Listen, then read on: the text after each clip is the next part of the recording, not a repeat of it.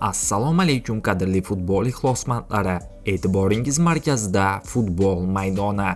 Kanalimizga obuna bo'lib, videolarimizga bir dona like bosishingizni so'rab qolamiz. Yaxshilab o'rnashib oling. Demak, biz boshladik. City'ni goldan qutqargan Husanovning o'yini qanday baholandi?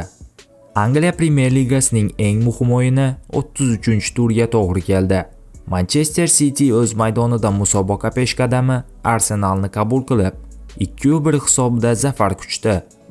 Endi Manchester City qoldirilgan uchrashuvda Crystal Palace yenga olsa, ochkolar hisobida Arsenalga yetib oladi va chempionlik kurashi shaharliklarning o'z qo'lida bo'ladi.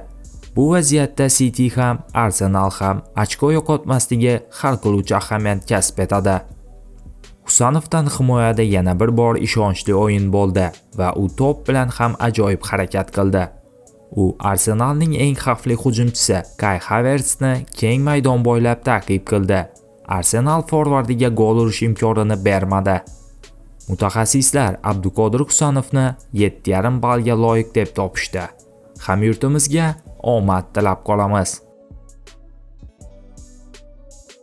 Bugungi dasturimiz shundan iborat edi. Video sizga ma'qul kelgan bo'lsa, bir dona like bosib, kanalimizga obuna bo'lishingizni so'rab qolamiz. E'tiboringiz uchun katta rahmat. Bizni kuzatishda davom eting.